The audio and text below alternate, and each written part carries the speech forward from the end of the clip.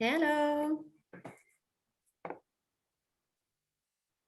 We will start in a few seconds.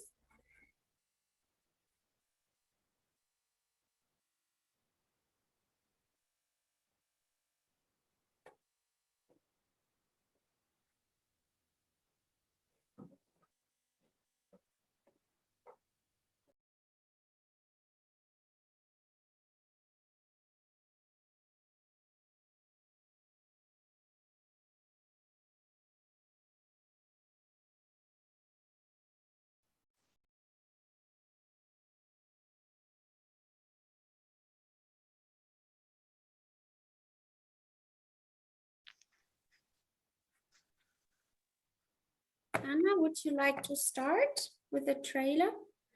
That would be nice.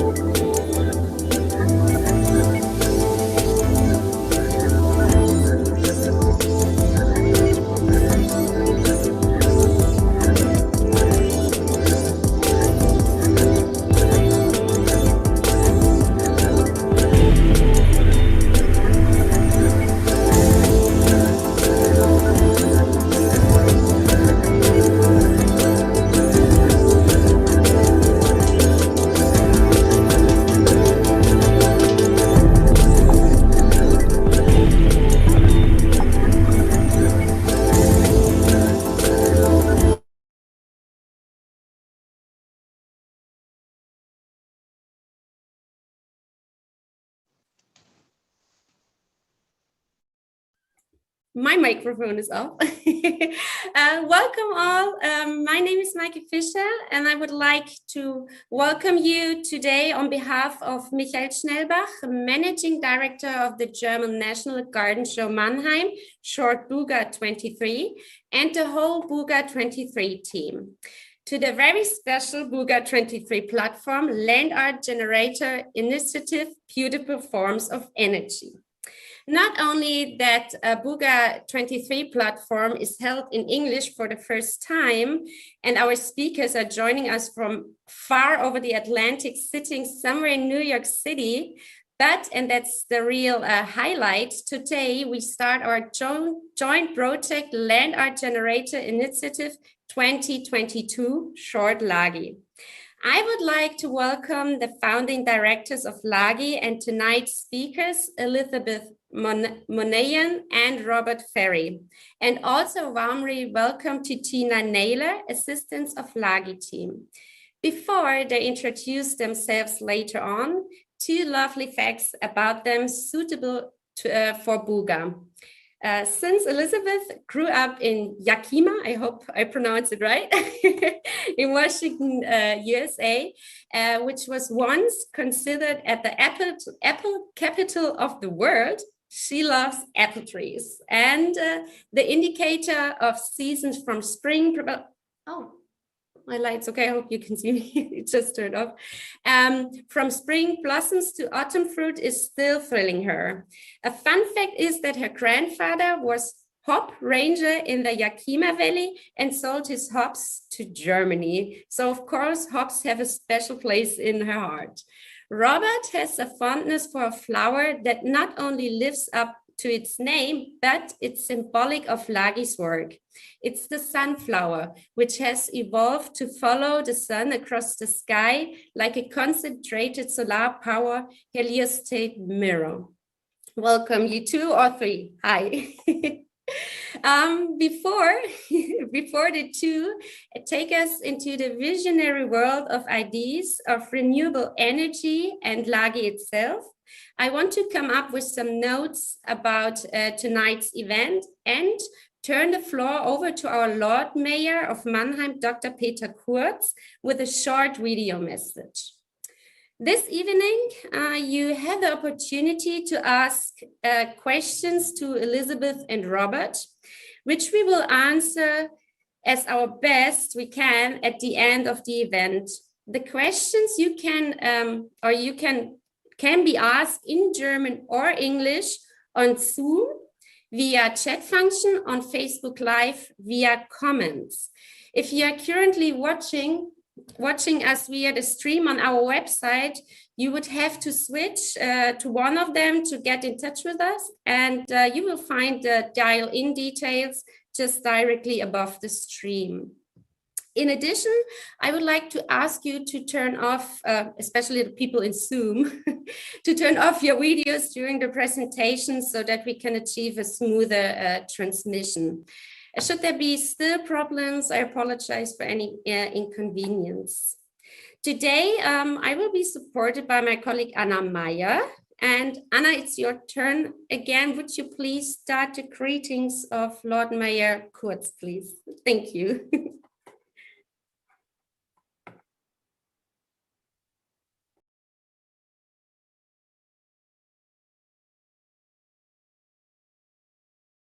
Dear ladies and gentlemen, it's a great pleasure to welcome you all to today's BUGA 23 platform. Like the city of Mannheim, BUGA 23 is committed to the 17 Sustainable Development Goals. For the future, sustainable energy production is key. And so Lage is a very important initiative to create impulses to create innovation, and we are very proud that the BUGA 23 invited Lage to Mannheim. For our future, we need impulses for a sustainable urban redevelopment, and this creative competition is a chance to boost such a development. So for all the participants, I wish you an interesting evening, an exciting evening, and a fruitful debate.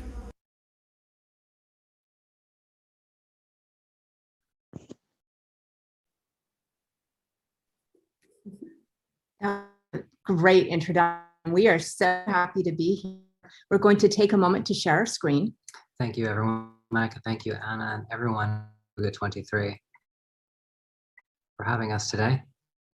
And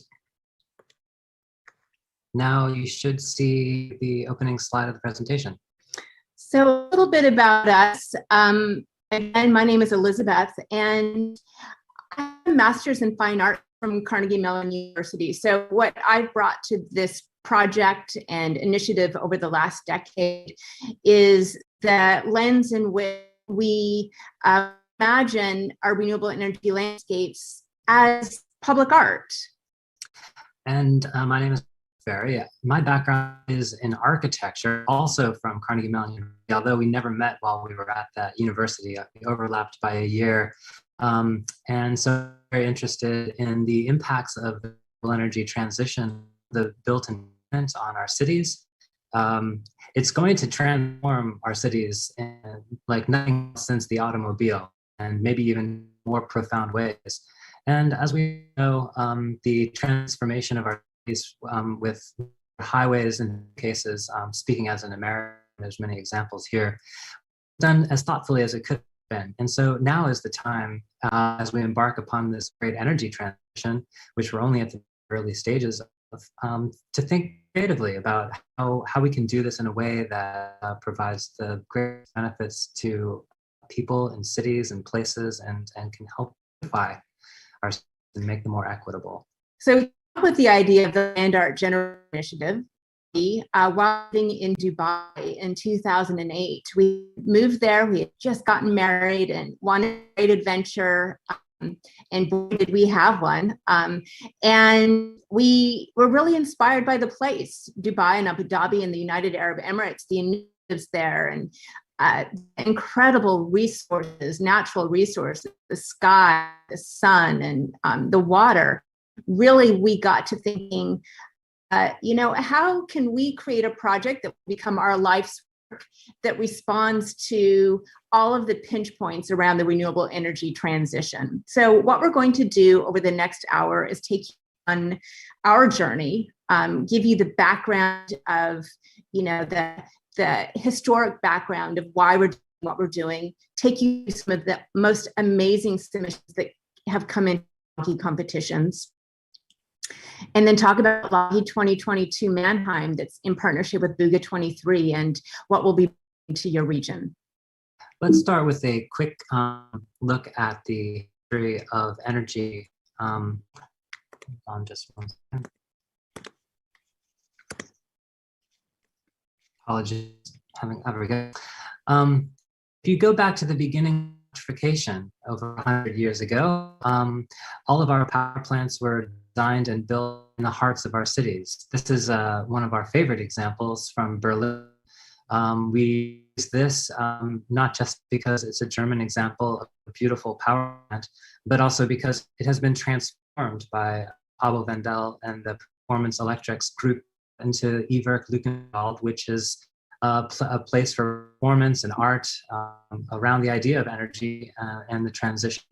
So a lot of the power plants have been transformed into other kinds of places. The Tate is another very famous example. And the reason that they so cherish is because they were designed by architects to be a part of the urban fabric of the time. Now, of course, at some point we were able to raise the voltage of our electricity and transmit it efficiently over long distances. And in that case, I'd like to also point out some of the other interesting models for energy in the early days of electrification, and actually electrification, the use of bringing water out of wells. You have some really beautiful turbines here that you can see from France. And this is a moment in time, and aesthetics and function were brought together in a beautiful form, and something that we can learn to from in the current energy transition as we design these new energy technologies. As I was saying, no one really wants to live next to a fired power plant or a gas-fired power plant, although some people still do. But as we were able to raise the electricity voltage transmit, we moved those infrastructures as far away from our population centers as we technically could. In so doing, we mostly covered the connection that these objects have to art, to culture, design. They became mostly pure utility. And now most people have no conception of where their electricity is generated, where it comes from, the switch on their wall. This severing of the connection between our energy landscapes, human culture, has made it more difficult to communicate the message of the importance of the energy transition to the general public. And we've seen this utilitarian, if you will, aesthetic continue into the renewable energy landscapes that we are constructing. And that's no fault of anyone. Of course, these technologies have to create the cheapest kilowatt hour they possibly can in order to compete against the incumbent energy resources. But there's a side effect of this. It means that even with a small percentage of renewable energy in our grid, we're already seeing some pushback, some reaction to the land use of these energy landscapes. Some people don't appreciate their unique aesthetic, and they don't want near they think their real estate values may go down. And so people with ulterior motives and stakes in the incumbent energy industry point to their lack of beauty and that they don't fit well with existing nourished landscapes. We ourselves love it when we see wind turbines in the distance when we're on a road trip in the United States. So we find beauty in these straight up technologies, but we do in these pinch points. So we got to thinking, okay, if one of the big problems is that renewable energy infrastructure is not responding to our cultural needs and isn't the aesthetic, the look that people want to be to why don't we shift that conversation and reimagine these energy landscapes, our power plants, as art. Let's bring Chris to the table to reimagine what it is that we're looking at when we look at a power plant. So we've been holding international design competitions at that time. That was a conversation we had in 2008. We put together our first design brief and launched a design competition in 2010 for Dubai and Abu Dhabi that invited interdisciplinary teams to work collaboratively to reimagine public art by utilizing renewable energy technology as a medium. So we were pretty happy. This was a bit of an experiment, and we couldn't believe it when 100 missions came in May or June of 2010 that really demonstrated what we had been dreaming up. And since then, we've been holding these design competitions around the world: New York City, Copenhagen, Monaco, Melbourne, Abu Dhabi. Last year, we were at FlyRan in partnership with Burning Man. So they have 4,000 acres that's completely off-grid in Nevada, USA. And we ask teams to reimagine all systems for survival: water, energy, shelter, agriculture, composting. And now we are so happy to be launching LOGI 22 Mannheim, which will be a unique design brief. But what do these look like? So let's take a peek at just a small sampling. We have about 1,300 designs sitting in a portfolio right now. We're going to show you about a dozen so you see what these artworks look like. And each of these designs, as you look at them, remember that they're very specific and responding to the design for that particular year. And the LOGI 22 Mannheim Design Competition partnership BUGA 23 will bring forward new themes and concept ideas to frame the design process and bring forward more unique and wonderful designs. What you see on your screen right now is exactly what pop into your mind if you close your eyes and think of a solar panel. But these objects can be used as creative means for expression. You can take a simple module, and if you're working at a large enough scale, you can create something like energy duck. Of course, everybody loves a duck, so why not one that powers an entire neighborhood? And this is, of course, able to power at least 40 homes. If you see the energy output there in per year, it says 400 megawatt hours. In the US, where we're pretty much energy hog, that would get to about 40 homes that all use 10 megawatt hours a year. In Germany, they're far more efficient per household, so you can probably that number, probably power 80 homes. It's also a battery, and it talks about the duck curve for renewable energy generation, which is the disconnect between the energy output of a solar array and the energy demand in the city when everyone comes home from work. That's a pandemic analogy, but everybody comes home from work, turns on their lights, and starts making dinner, and turns the TV on. The energy demand spikes, but that's just the time that the sun is going down and solar power production is waning. So at that time, the duck allows itself to sink into the water, and water rushes into the little duck belly through these micro turbines, generating enough of energy to the grid just when it needs it most. And in the morning, when the sun rises, the first energy is used to pull the duck back out of the water. Helio is an example from a 2012 design competition for New York City. And you can see it's rather productive in terms of the energy output. That's because they've proposed hundreds of energy modules being installed across this reclaimed landfill site in Staten Island. And so each one of these wouldn't produce very much energy on its own, but together they create a significant amount of energy. And we love, look at the very bottom, you can see the little field mouse there. It's providing little tiny habitat elements within the feet of these models. Solar Mountain is an entry to LOGI 2020 Fly Ranch, and as you can see, it uses standard solar modules, but it does so with an air of creativity. It creates a beautiful central pavilion. You can see the south side of this mountain of solar panels, and on the north side, which you cannot see, There's all of these elements for play. So there's climbing walls and slides and all sorts of fun activities. And it's designed to blend in with the mountains on the horizon, the Calico Hills. Here's an example of bifacial solar modules in a custom triangle shape. These collect energy from both sides of the module in a clear glass frame, and they also create these beautiful spheres of life inside in Masdar City, Abu Dhabi.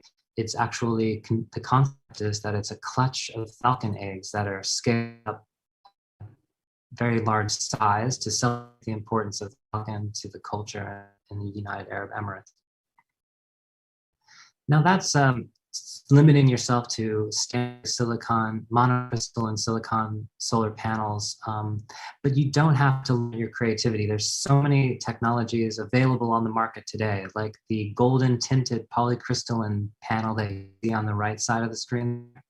You can all laminate solar panels with custom laminations on face glass as a part of the assembly to turn them into any solid color or even a printed graphic, which we'll show examples of towards the end.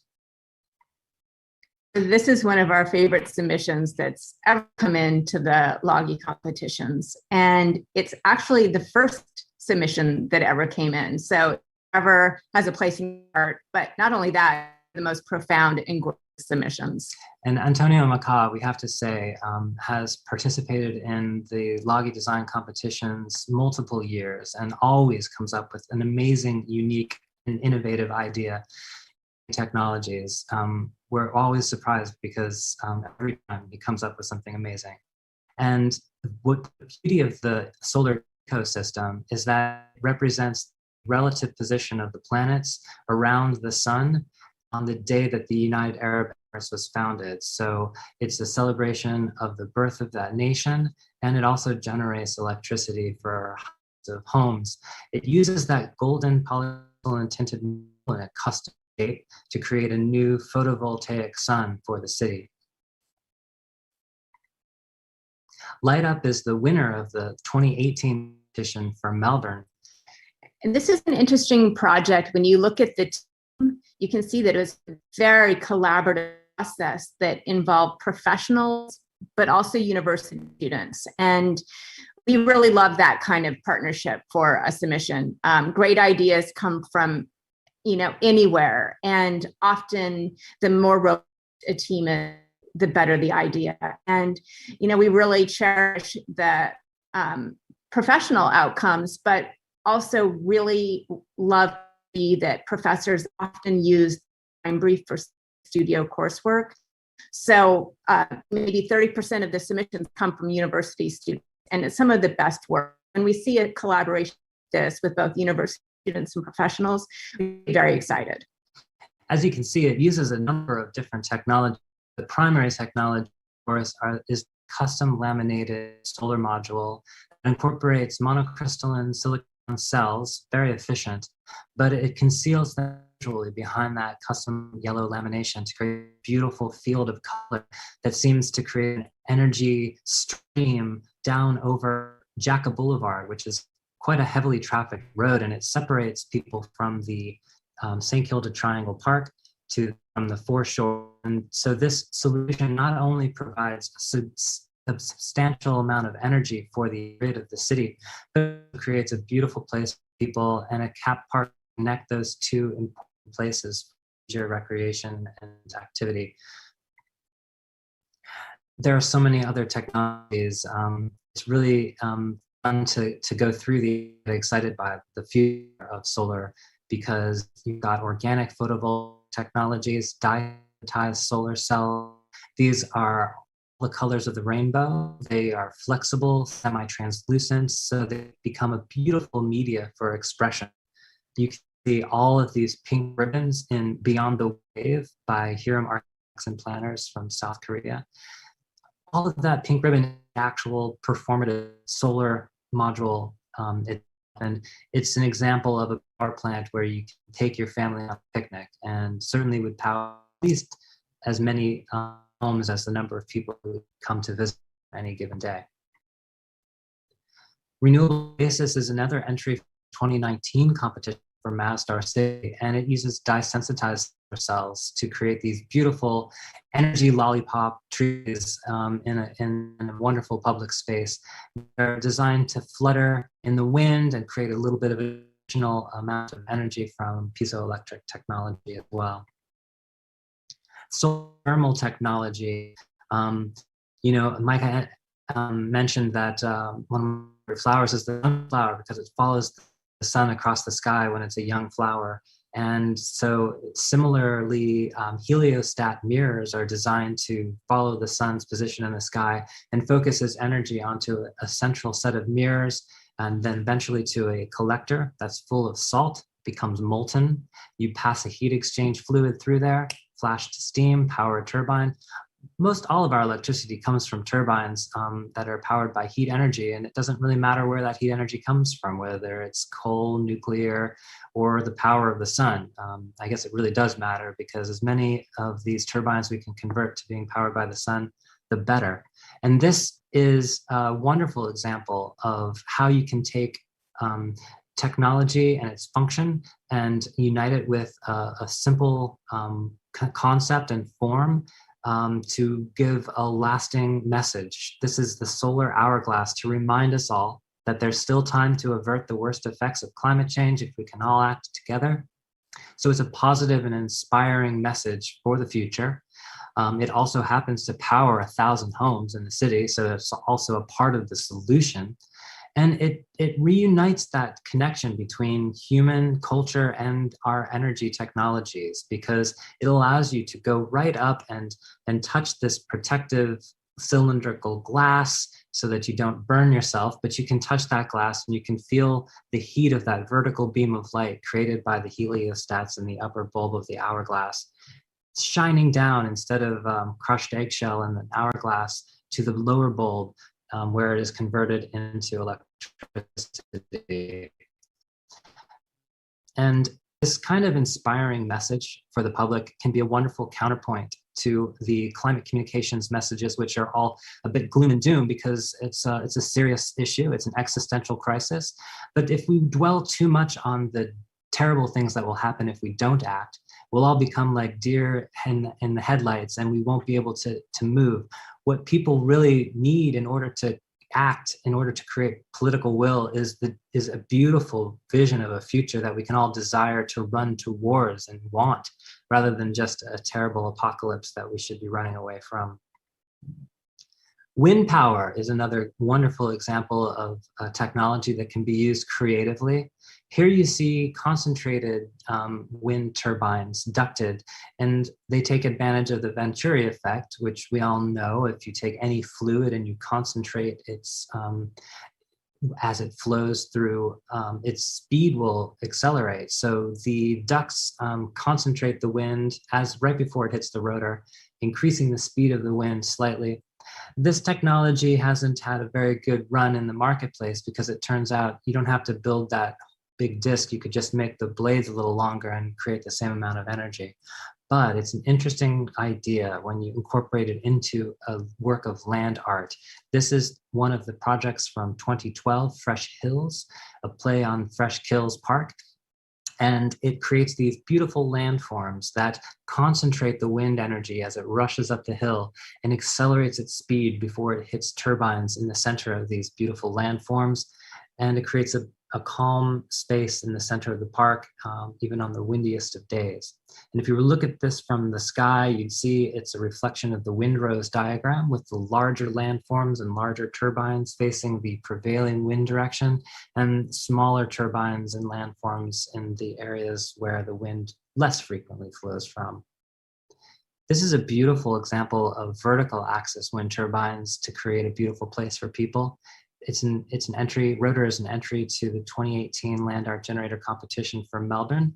And the front face of these are mirrors to reflect the landscape, and it would create a very dynamic space throughout the day. Here's an example from our most recent competition, Logie 2020 Fly Ranch, and Elizabeth was mentioning that design brief actually opened up to a bunch of regenerative technologies as artwork. So we were looking for not only energy, but also water, food, shelter, and waste management, regeneration. How can we create a circular economy in this off-grid site? And so what you see here is a project that combined agriculture with solar energy. Hallo. Boah, hat ja auch nur 30. And so Coop is a really fun solution. You can move these around the site to help to nourish the soil with the nitrogen from the chickens. And it has this little solar panel on the top to make sure that they are cool in the summer and warm in the winter. Aqua Plantera is a beautiful design by Felix Chung and his team. Felix has also entered other LOGI competitions in the past as well. This is a solution that focuses on water, but it also deals with habitat for local species as well. These beautiful ceramic vessels have micropores that create drinking level quality water. And they're created by the community using a coiling method. So it's a way to engage people in the production of the artwork. And then the result is, as you can see, just incredibly beautiful. And actually, right now, folks are on the ground at Fly Ranch in Nevada, beginning the prototype process. So we closed the design challenge in October of last year, announced the winners this spring, and we're going straight into prototyping. It's a very harsh climate out there. So things have to be tested for every season to make sure that it's going to function the way we want it to function. But that process has started, and Robert actually will be driving down to join that process next week. So stay tuned for more information on that. But we work in a lot of other ways. We really like to engage young people. And we know that in the next decade, the young people of today will be leading the conversation. They will be at the helm of our energy transition. So as much information as we can get into their hands and brains now, the better. We run art and energy camps where young people design and help build solar sculptures for their neighborhoods. And we also work in a model that we're calling solar mural artworks, where a thin film that has been designed to be placed on the front of a solar panel, we can put an image on it. So there are two companies that we work with that create this film. One's in Europe, one's on the East Coast US. And we've taken that technology and translated it into a mural program. So what you're looking at here are two projects in San Antonio, Texas, designed by community members. The one with the school children was designed by those students, and that mural is on their school currently.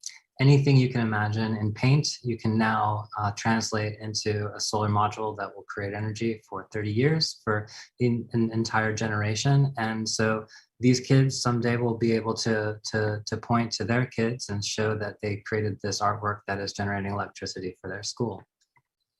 So that was a very quick run through of a few submissions that have come into the LOGI competitions. Of course, in 2 years, you'll be looking at the submissions for LOGI 2022 Mannheim. But let's talk about what LOGI 2022 Mannheim will be. So obviously you see that there are going to be amazing submissions that come in from interdisciplinary teams around the world and artists around the world. We will be really reaching out to universities starting this summer and fall in Germany so that we can get some participation from university students in the region and beyond, of course. But we will be available to do presentations and workshops at universities, but also at high schools. If there are any educators on this call, please reach out to us so that we know that you're interested in some of the programming. We'll be reaching out on our own, but we're looking for feedback. BUGA 23 is supporting this work with the LOGI 22 Mannheim project. And so we want to maximize the time that we have when we are making our visits to Mannheim to do as many workshops with as many young people as possible. And we are so fortunate to have Tina Naylor also on the team. She was introduced briefly at the beginning, and hopefully at the end we can have her up on the video once we're done presenting. But she's from the Mannheim region. She is going to be working with us. There's Tina. She's going to be working with us on the ground every visit that we are in Germany. And she speaks German, she speaks English. So she's a brilliant young woman who we are so fortunate to have on the team. Thank you, Tina. And in addition to the workshops and presentations and all of that kind of outreach, there will be a hardbound publication. We will be working with a German publisher, Hermann Publisher. We've worked with them in the past, and they will be working with us to put together a gorgeous book that will be available at BUGA 23 that will feature 60 to 70 of the submissions, but also have essays from thought leaders around the world that really set the stage for why this kind of programming is so important and what our energy transition needs to be successful. There will be an exhibition at BUGA 23.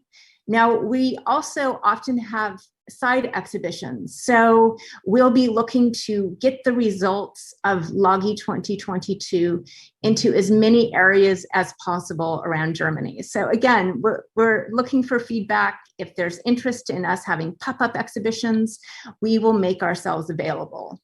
And we're really excited. We've been working with a game development company, and for LOGI 2022, we did our first board game. We'll be doing another one that will be dual language for, German-speaking users, but also in English so that they can be used around the world. And these will be free downloads from our website. We'll hand them out around Germany. We'll use them in workshops. And this gives you an idea of those kinds of outcomes in the past. So just a couple of the books that we've published in the past, we do one for every single competition. And there's always an educational outcome of some sort, a unique material. We will make available our field guide to renewable energy technology. We'll do as much as we can to provide the materials and resources needed so that teams, designers around the world can design for success for the German sites, the Mannheim sites. This is a sneak peek at the board game we created in partnership with Burning Man and Fly Ranch. It's about to arrive in the United States, and we'll start handing them out. 500 copies will be distributed for free around the US and some globally. And we'll be sure to bring some of these to Germany too. So when we're there in October, we'll have one with us. And again, we'll be doing workshops with people of all ages, from youngsters to high school to university. We also like to do just community workshops because we think there's a real benefit in reaching the general public with these ideas. Still planning the design brief for LOGI 2022 Mannheim.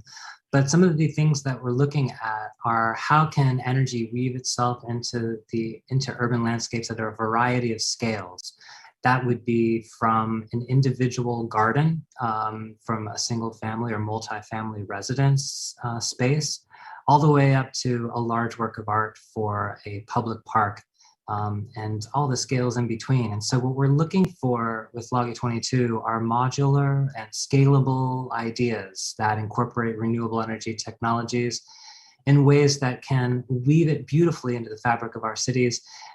You know, rooftop solar is going to do a lot of the heavy lifting for the electrification of distributed renewable energy resources, but there'll be a limit, and we're going to have to think creatively about how do we use the spaces between our buildings, and how can we create shaded areas, how can we create beautiful works of art and objects in our built environment that are also regenerative, that are also generously giving back as a part of the solution to the climate challenge. And this partnership with BUGA 23 is so perfect because, as many of you know, there's a real conversation about how we can co-design our energy infrastructure with productive landscapes such as gardens. And we're seeing a lot of that in the United States, and we know that it's happening around the world. So this is a real opportunity for design teams to start thinking, how can the energy infrastructure also integrate into a more garden or agricultural setting?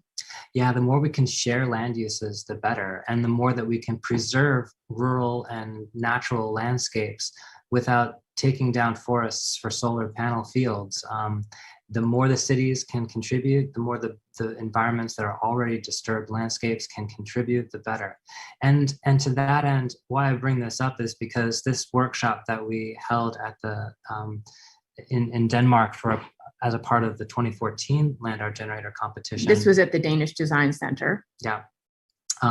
This was interesting because it asked university students to think about how renewable energy technology could be integrated into everyday objects, from glassware to clothing to other objects, design objects. So we're really thinking about this at every single scale.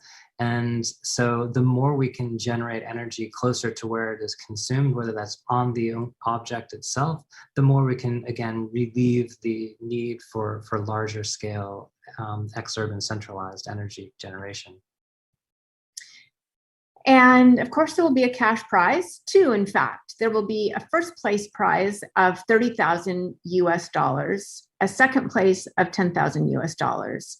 And it will be a real joy to present those awards in April at the beginning of BUGA 23. So in April of 2023, the world will see the ideas that come in from Mannheim for the first time. And we are quite certain that everyone will be exhilarated, blown away, and wowed by the imagination of engineers and artists and scientists and architects and landscape architects around the world, but also in Germany. So between now and March of next year, we're going to be continuing to collaborate with the folks at BUGA 23 to detail the design brief and to put all of the event planning in place. We'll launch the competition to the world March of next year. Then you'll see the entire brief. You'll see all the information about the site specifics that we're going to be asking teams to design for. And then we'll close the competition sometime around September, put the book together, and as Elizabeth said, all of that will be available in April of 23 for BUGA 23, and all of that content will be as a part of the horticultural festival throughout the spring and summer and fall. And just a little back end on why we're launching in March of 2023, because often we launch in January and close in May, is we're doing our best to align with the German academic calendar, but also make sure that we have other countries represented in the academic calendar. So in the United States, it's typically like January until April or May, but we want to make sure that we have a lot of participation from German university students. So we're very much looking forward to doing our best to rope in professors and students and research groups. And this is not a student competition per se. The competition is open to anyone around the world to participate, but we do get a large participation from universities, and we're very excited about that. So on that note, I think we will open up to Q&A. We would love to have a robust conversation, and hope that there's some great questions and maybe some more provocative questions that get us thinking.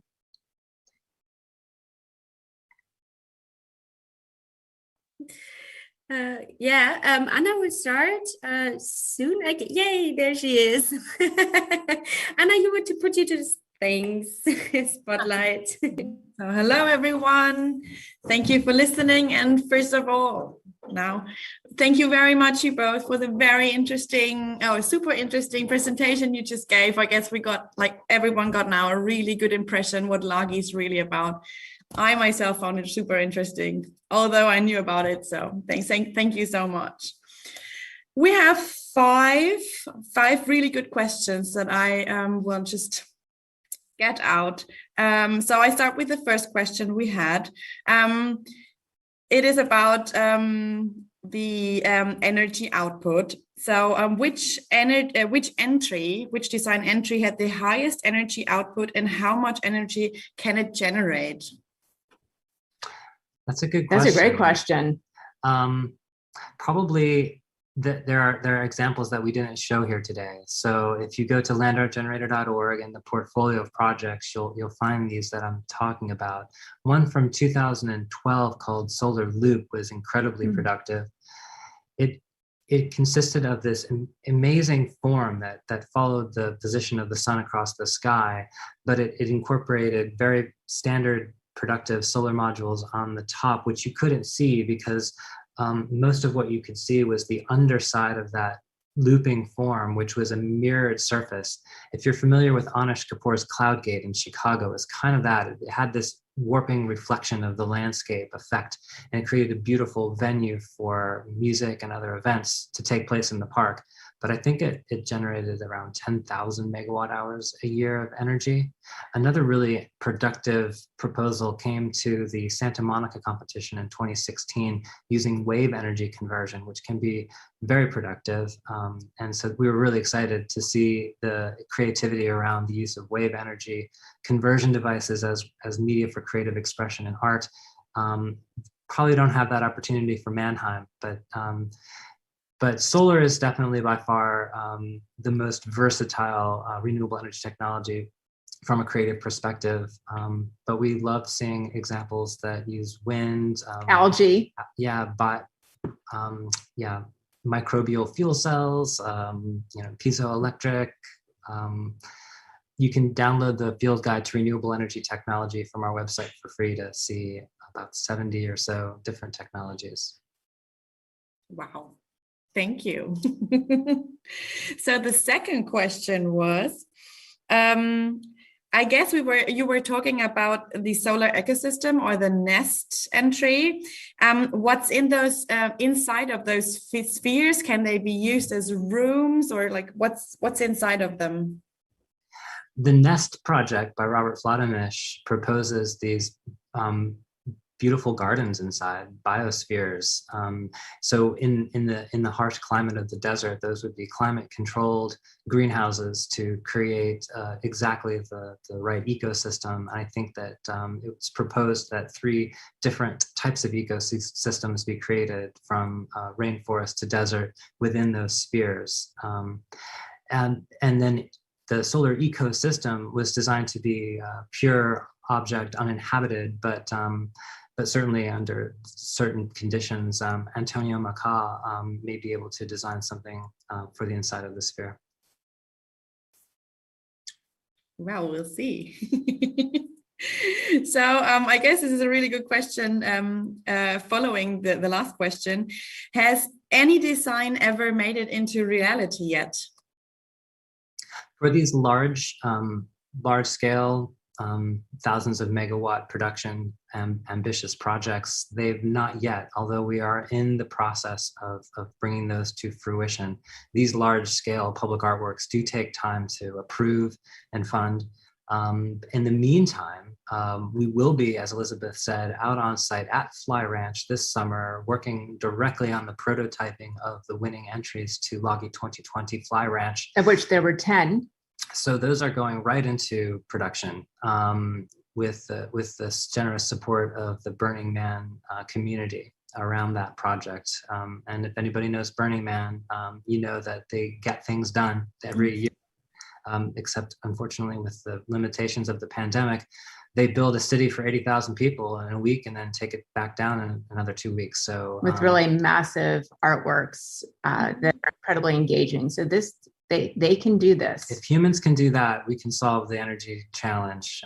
We can do it if the will is there. So we're really excited to see what happens at Fly Ranch. But we've been very focused in the meantime on the smaller scale projects. We really love engaging at the community level and getting young people and getting elders and just the general public engaged with designing their own energy landscape and bringing their own story to what the solar panels in their neighborhood look like. And it just wows us to see what the young people come up with.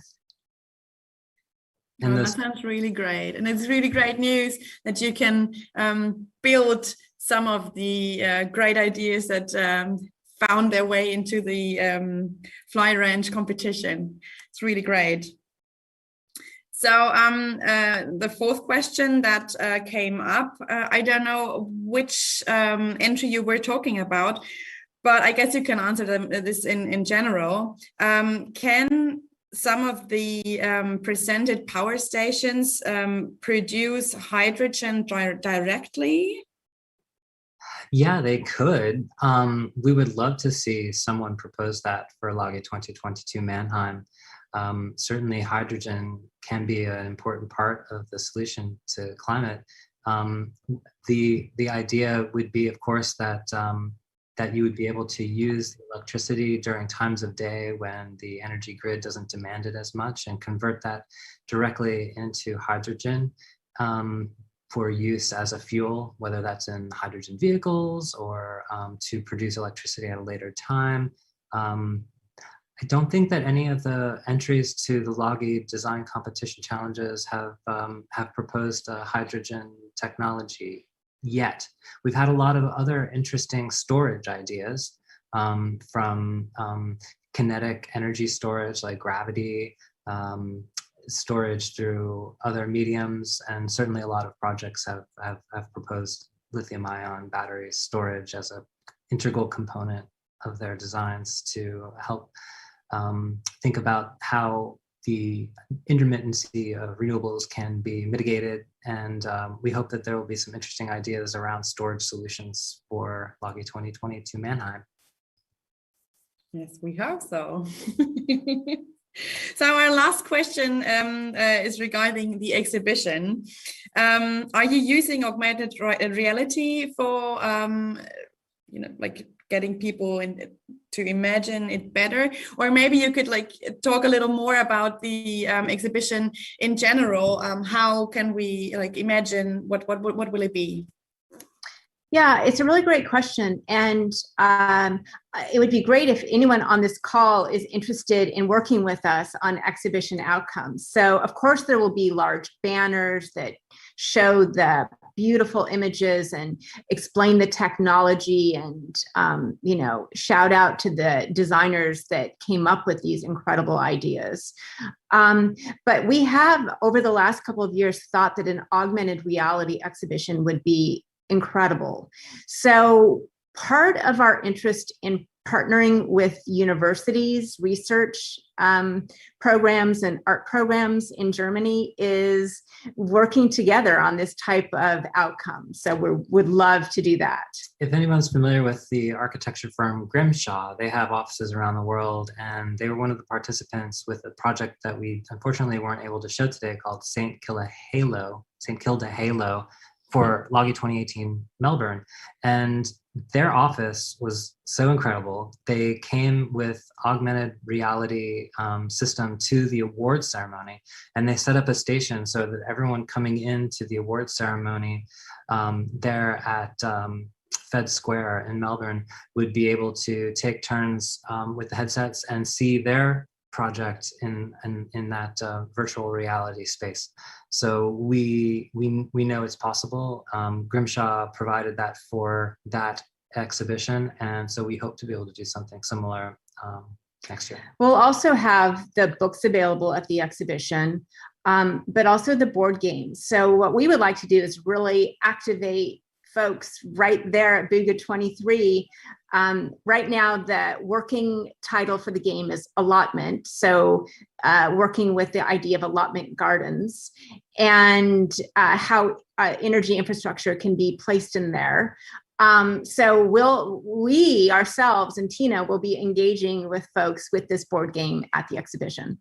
Yeah, and we're excited about the so many layered themes around the way that that gardens and agriculture are productive uses of landscape that provide beauty. How can energy landscapes also provide beauty, and how can they learn from biomimetic engineering processes to see the way that a healthy forest communicates, that there's networks underground with fungus, and how can we learn from the vibrancy of how nature has evolved and take lessons from that into how we design our energy systems to be multifaceted, communicating with each other, growing and thriving and creating beauty for the environment. To say that BUGA 23 is the perfect partner for a Logi competition is an understatement. It's so perfect that we get to combine these conversations and see what kind of outcomes the world is going to bring to Mannheim.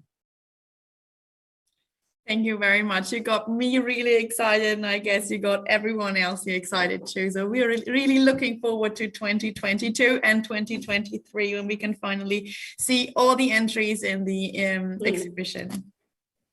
Yeah, thanks.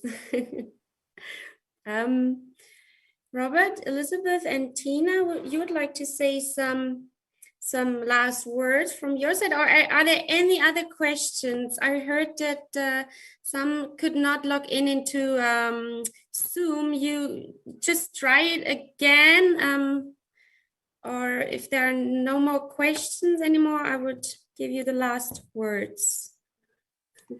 I just wanted to add real quick, I'm seeing lots of positive feedback here in the chat box, and I truly appreciate also everybody's participation.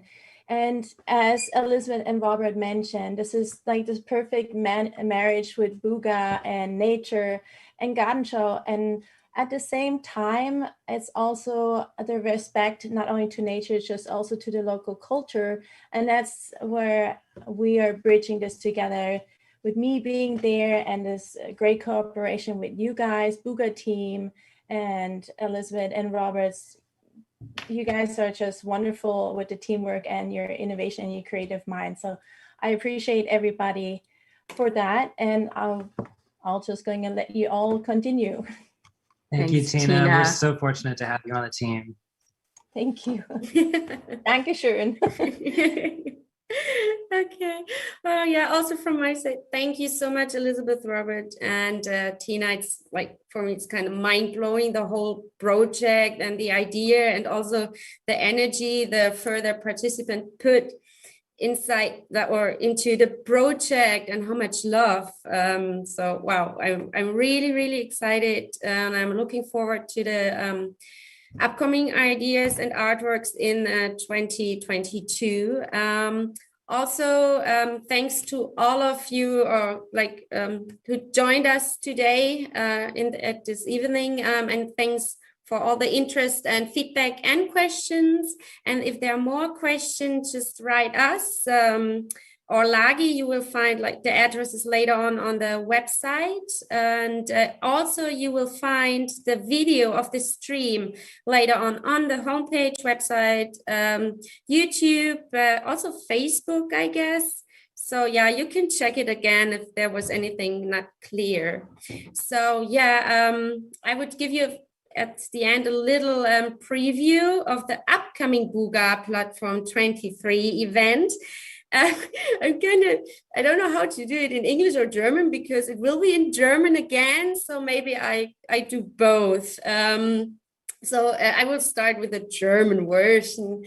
Also die nächste BUGA-Plattform ist am Donnerstag, den 29. Juli, und es wird sportlich bei uns. Wir stellen die generationsübergreifenden Spielstationen und den Bewegungsparcours vor, die im Rahmen der BUGA 23 entwickelt werden.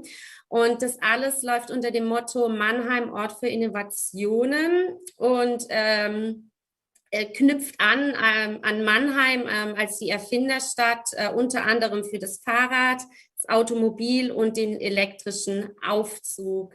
So werden zum Beispiel Kurbel- und Hebemechanismen von einem Aufzug eben als Vorbild genommen für einen Kletterparcours und ein Traktor als Inspiration für Wasserspiele für Kinder genommen. Genau, da freuen wir uns ganz arg drauf. Ich würde es jetzt einfach auch nochmal in Englisch sagen. Yeah, the next BUGA 23 platform event is on Thursday, 29th of July. It will help in German, but yeah, maybe you can try to understand. It's getting sporty. Among other things, we will present the cross-generational PlayStation and exercise courses developed as a part of the BUGA 23. Which tie in with the innovative city of Mannheim. Actually, in Mannheim, they invented the bicycle, the automobile, and the electronic elevator. And the motto is Mannheim Place for Innovation. And yeah, for example, the cranking and lifting mechanism of an elevator become the model of a climbing course, and a tractor is the inspiration for water games for children. So it will be, yeah, I think also very interesting. Yeah, my last words, my last sentence, more information about all this, about Lagi, about BUGA and upcoming events you will find on our homepage, Facebook and Instagram, and it's all easy to find. It's just BUGA 23. Subscribe our newsletter so you will be up to date all the time. And yeah, these are all good prospects. And thank you for joining. And I wish you all a nice evening. So goodbye. Thank you. Record.